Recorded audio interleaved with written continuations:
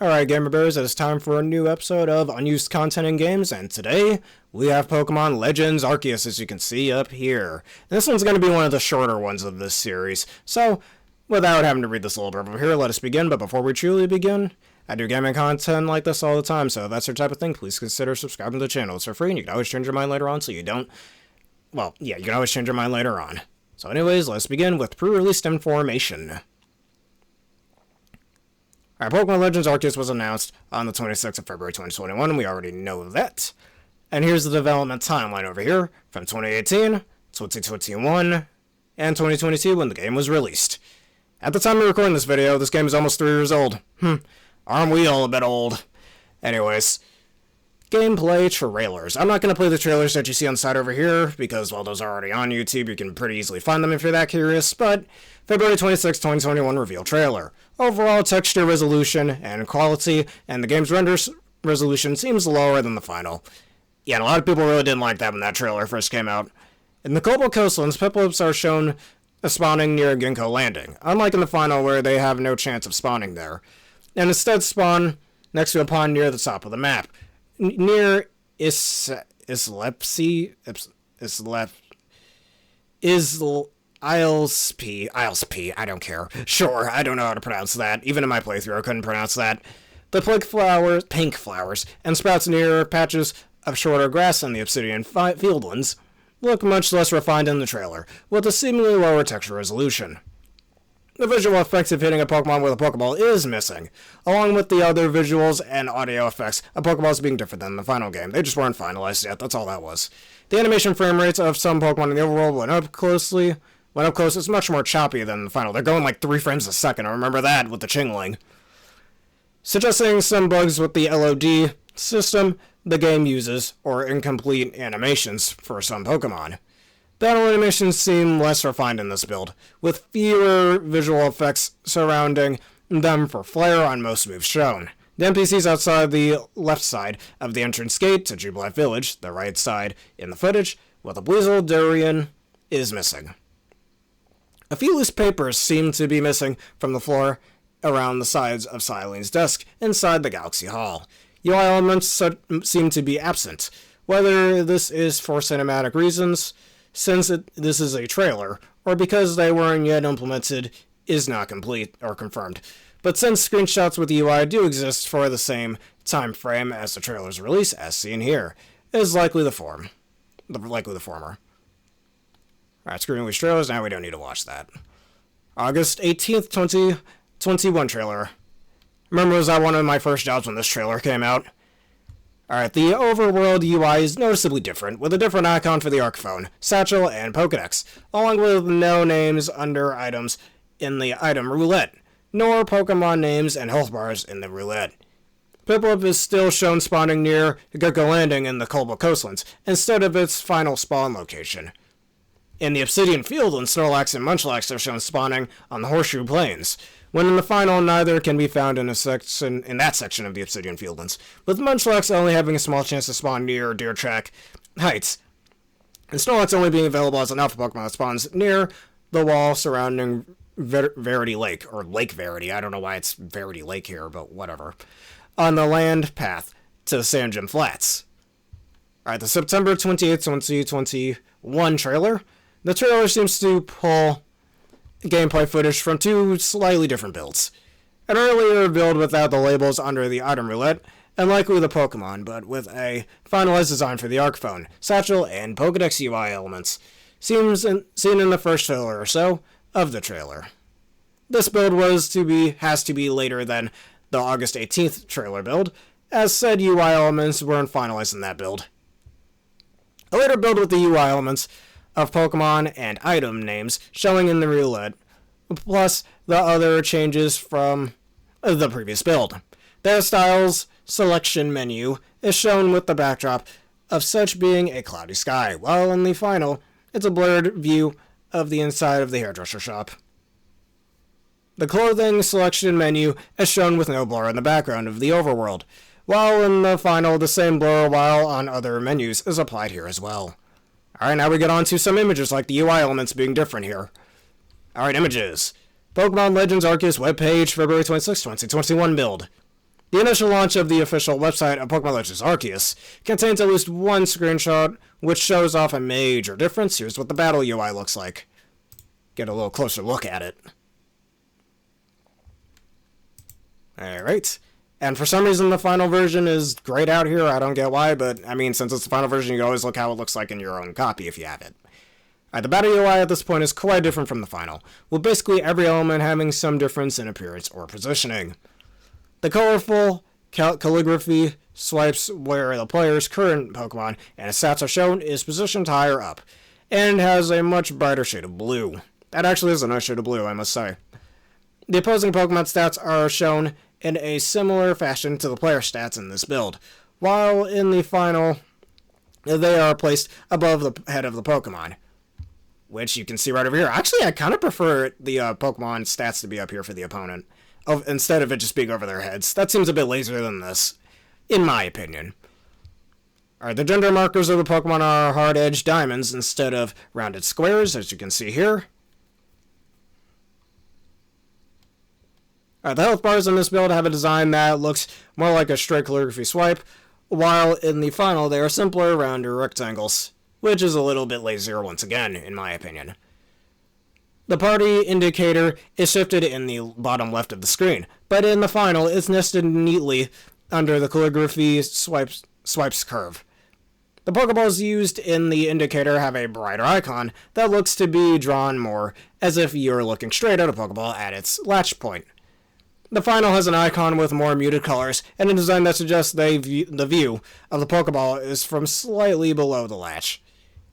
The design of the move selection menu is different, with a similar shape to the final, minus the hard diamond shape on the right side of the move icon, and with thick type-colored outlines and a different font, and without any indicator of the move mastery, which a level 70 Gallade would also certainly have in the final.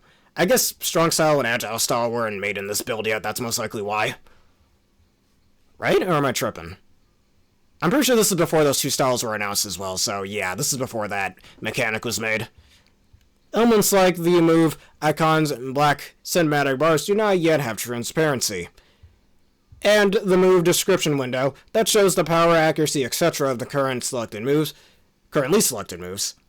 The action order and status info buttons, the buttons prompts on the bottom right, and the level indicator of the opposing Pokemon are all missing from the screenshot. Our Pokémon Legends Arceus webpage from August 18th, 2021.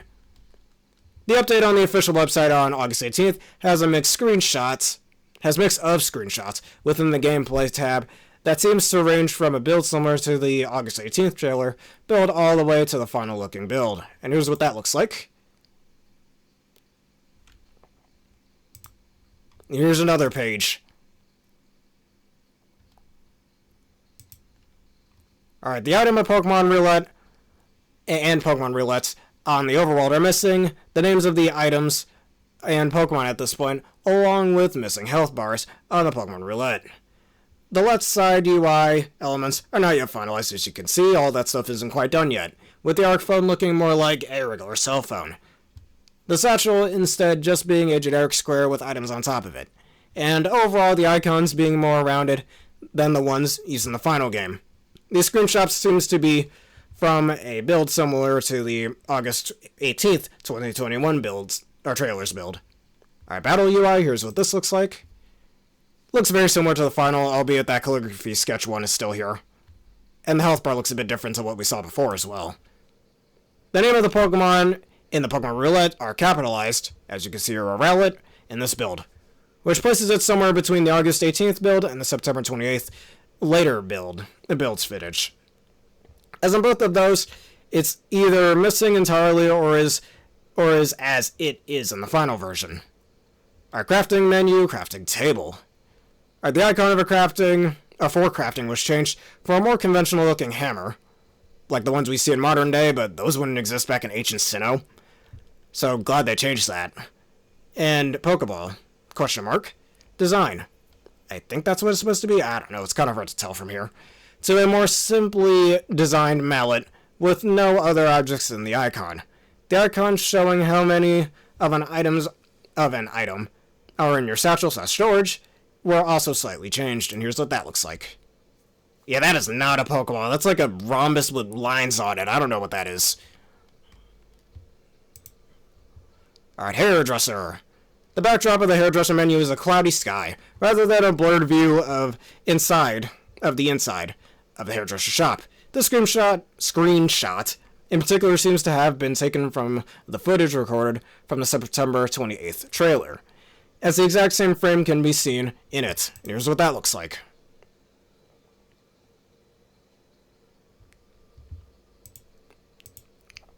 Alright, Clothier. When in the clothing selection menu at the Clothier, the overall does not get blurred out. Which, honestly, I kind of prefer the background not being blurred, but whatever. Like above, this screenshot seems to be taken from the September 28th trailer, as the frame shown here also shows up in that trailer. And here's what that looks like. Alright, and that's the end for pre-released information. And now we get on to the rest, such as unused Pokemon data, unused abilities. All the returning Pokemon in the game have their abilities programmed in, despite them also almost never coming into play. However, despite abilities not existing in this game, the new Pokemon were each given new abilities internally. Almost certainly for future proofing compatibility with Pokemon Home. Yep, that just says it right there. However, there's one little thing I want to mention before we look through this list of abilities. Interestingly, many of the hidden abilities for the Pokemon were changed in Scarlet and Violet. So you can tell that some abilities that were later made in Scarlet and Violet, like Sharpness, for example, weren't future-proofed for these Pokemon just yet, like with Cleavor, for example.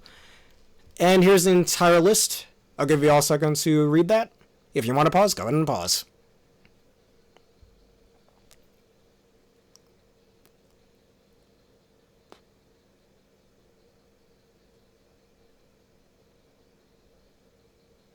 Alright, and I'm going to go over some notable abilities. Like, for example, notice how Hisuian Decidueye doesn't have Scrappy, but instead still has Alolan Decidueye's ability of Long Reach. Or the Pokemon I'm allergic to over here doesn't have Unburden. The other two abilities it has here are its normal abilities, though I'm pretty sure Pressure is a hidden ability and not Poison Touch, if I remember correctly. Which I'm pretty sure I do. And there's another notable one. Hisuian Typhlosion doesn't have Frisk, but instead has Flash Fire, which is a better ability. I don't know why they didn't just keep it like that, but whatever. Hisuian Growth and Hisuian Arcanine don't have Head Smash, but instead still have Flash Fire. Actually, no, they've always had Flash Fire. It's justified they still have. And finally, well, Hisuian Braviary shouldn't have Defiant. It should have Tinted Lens here instead, but that wasn't made just yet. Hisuian Sliggoo and Goodra still have Sap Sipper. No, they've always had Sap Sipper. They still have Overcoat instead of Shell Armor. I don't know my own Pokemon stuff, but whatever. And finally, Cleavor still has Steadfast instead of Sharpness. Alright, leftover Pokemon slots.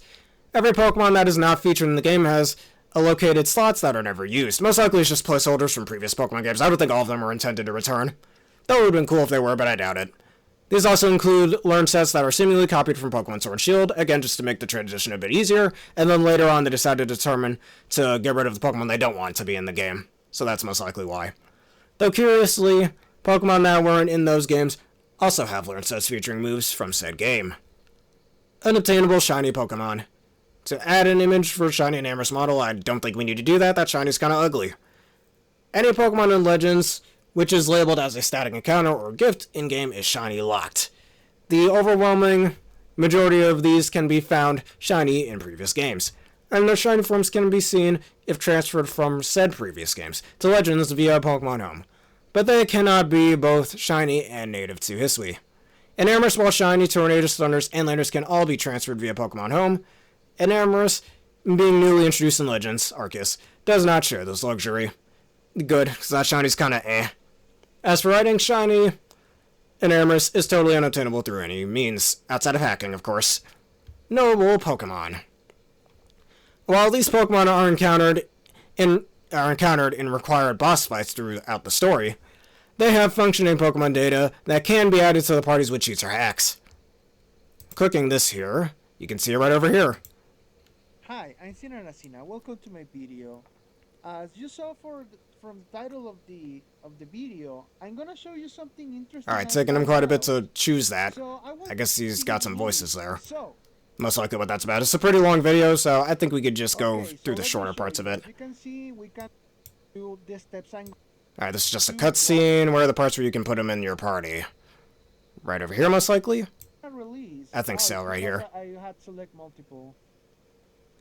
Fuck. Alright, like, big boy, have a look. It still has Alright, so he doesn't have the yellow-ish color scheme to it, the shining effect, but it does still have the little noble the Pokemon shine. boss. See if there's any other examples of this. Like right over here in the summary screen, I just saw that. Where is it? Right here. Bosses. But they are still regular Pokemon. Honestly, it kind of reminds me of the totem Pokemon from Ultra Sun, Ultra Moon. That's pretty cool, actually. But you can have those in your party, specifically in that game. I also thought was kind of redundant, but yeah. Suck on that. Also, he is massive. Remember mentioning that in my playthrough. Alright, a few more before we move on. Let me show you. I guess the video blacked out or Let's something. use Avalok to fight. Jeez, Avalug, you're freaking massive. Here. Anyways. What? Let me try and. Alright, I think that's it. Go back. Alright, well, these Pokemon are encountered. Oh, actually, we just went over that. Sorry.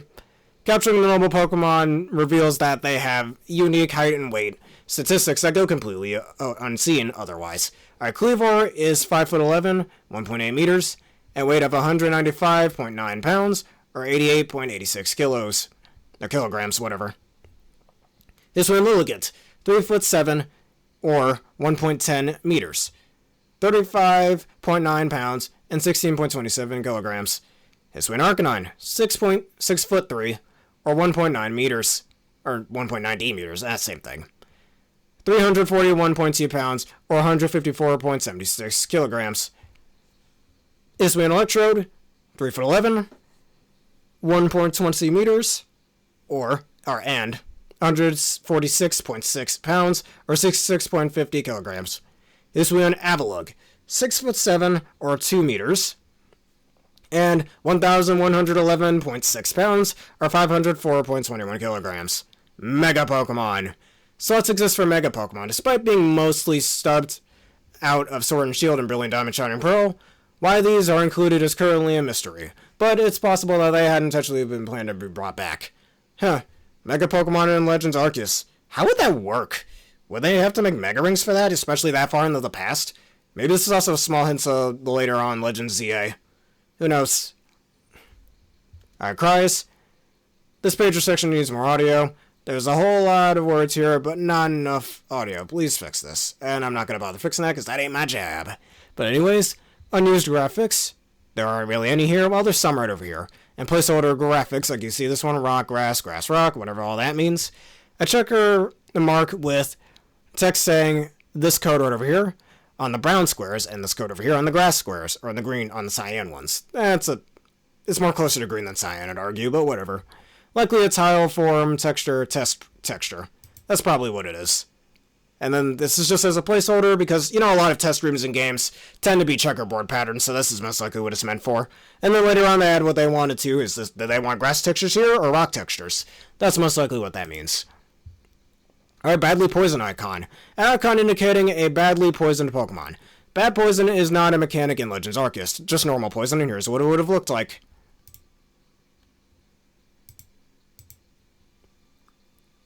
Alright, unused present day room. If you guys knew, actually, in Pokemon Legends, initially the player was supposed to start in the same room that you see at the beginning of Diamond and Pearl and Brilliant Diamond and Brilliant and Shining Pearl. The player's room in the present day. Only the floor and the walls have collision, indicating that this is part of a deleted introductory scene before the player character is sent to the past. Since in the final game you just get that little scene with Arceus saying, "Go to his way, you're going right over there now, I'm sending you there, here's your phone," while you're stuck in some weird yellow void. Anyways, here's a closer look at that. Let's make this full screen. That might be a little hard for you guys to see, so maybe I'll take it out of full screen instead. Just from how I have the screen layout. This is 3 minutes long, so I'm going to skip through some parts just to make this faster, but otherwise. Also, they have a little poster of Gastrodon, that's awesome. One of the best Gen 4 Pokemon.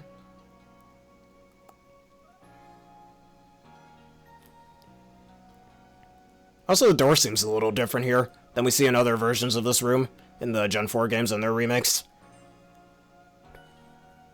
Yay, going through desks, my favorite activity.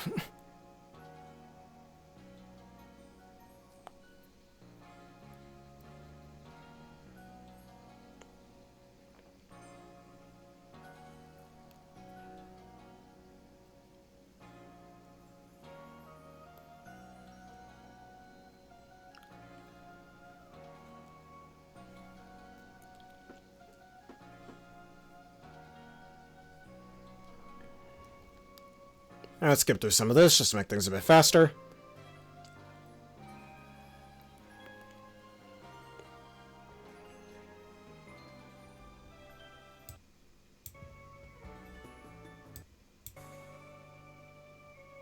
And you just fell right through your room.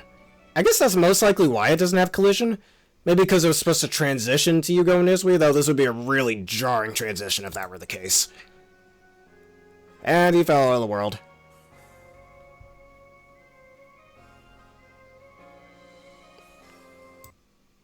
Well, that's the end of that. Alright, oddities. Internal Pokemon IDs. Each Pokemon has an internal ID number seen in various files related to Game Freak's developed, I can't speak, Pokemon games for the 3DS and Switch. Weirdeer, Cleavor, Sneasler, excuse me. If you guys don't know, every time I say that Pokemon's name or I hear somebody say that name, I sneeze. For those of you who might be new to that. Overqwil, Basculegion, and Ursaluna accompany IDs 1001 to 1007. In Sword and Shield, the highest Pokemon ID number is 990, which belongs to Regidrago. IDs 991 and 1000 are unaccompanied. In Pokemon Home, these Pokemon are numbered 899 through 905, while Wo-Chien Live Reaction, through Koraidon fill numbers 1001 to 1007. Alright, Mountain Gale. Mountain Gale, the signature move of Hisuian Avalugg, is coded to have a chance of flinching the opponent. Although flinching is not used in Pokémon Legends Arceus, which it would have been cool if it was, but I think the reason why flinching isn't used in this game is for the battles where we're on like a 2-on-1 or a 3-on-1. Like with the fight with Sabi, for example, when she's coming at you with her Electivire, her Magmortar, and her Rhyperior. It would be really annoying for the player to be able to get their moves off if they flinched, you know? Heck, this is already a Pokemon game where a Pokemon can move before you even, like, your opponent can move before you even get a chance to attack, you know? So that's most likely why they got rid of that. This appears to have been future-proofing, as in Pokemon Scarlet and Violet, Mountain Gale has a 30% chance to cause the opposing Pokemon to flinch. Alright, in different versions of the game, from when the game first came out, or just before the game came out, in the version 1.0.1, the 1.0.2 version, as well as the Daybreak version of 1.1.0, and 1.1.1. So, if y'all would like to read this for a second, pause right here, and I'll give you guys a few seconds to read it.